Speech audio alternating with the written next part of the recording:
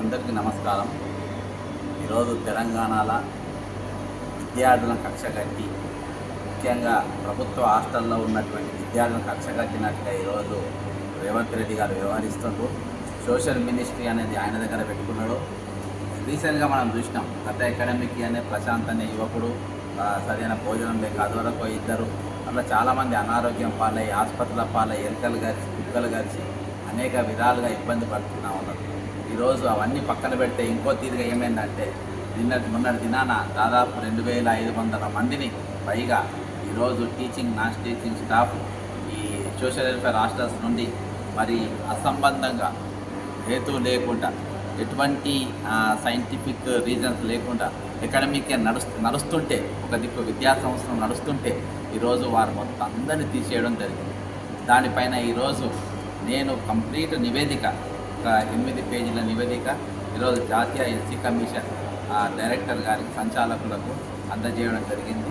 దాని మీద ఖచ్చితంగా ప్రభుత్వాన్ని మేము వివరణ కోరుతామని చెప్పి తెలియజేయడం జరిగింది. ఆల్రెడీ ఇప్పటికే ప్రభుత్వం విద్యార్థులకు మరి 36 రూపాయలల్లో 3 పూటల భోజనం, 6 రూపాయలు ఉండకపోతే ఇప్పుడు 30 రూపాయలలో 3 పూటలల్లో భోజనాలు. ఈరోజు సెంట్రల్ జైలు ఉన్నది 75 రూపాయలు. ప్రతి 5 సంవత్సరాలకు ఒకసారి హాస్టల్ అనేది రినోవేట్ చేయాలి. అది చేయకుండా అదే విధంగా కొనసాగుతూ ఉంటుంది. ఈరోజు ఇదన్నీ పక్కన పెడితే అసలు చదువు చెప్పే గురువులే లేకుండా ఈరోజు చేసేసి మన గురుకులం తీసుకున్న బడితీలలో కూడా మీరు ఏది కిందికెళ్ళి పైకి చేసే బదులు మీరు పైనకెళ్ళి అసెండింగ్ ఆర్డర్లో చేసేటట్టు దాదాపు 3000 పోస్టులు అవి ఉన్నాయి. ఈ 2500 పోస్టులు ఇవి తీసేసారు. మొత్తం కలిపి 5600 పోస్టులు ఈరోజు లేకుండా మీరు చేయడం జరిగింది. ఇలా ముఖ్యంగా termination of senior faculty and subject associate from centre of excellence.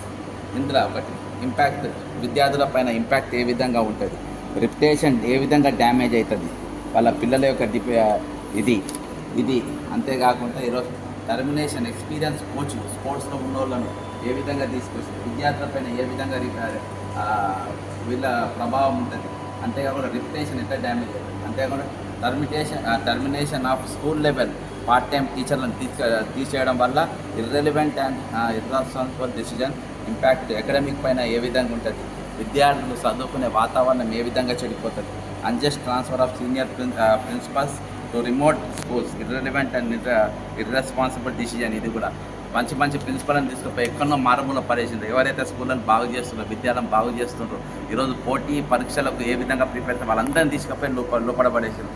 ఎందుకు?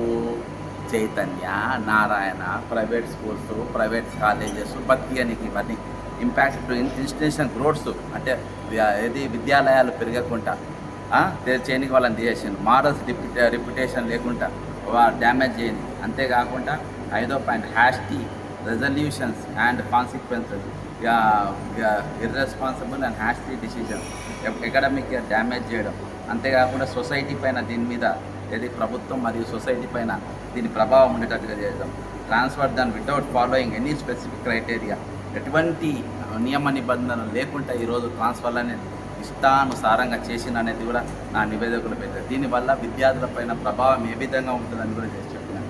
అంతేకాకుండా creation of repeated excess list irrelevant and decision. The secretary has repeatedly created and updated excess staff list without justifying viable reasons of any consistency in the process. Impact on faculty and students, administrative chaos, release of new list of 317 victims without following government norms. ఇవేవి లేకుండా ఇష్టం వచ్చినట్టు చేస్తుంది.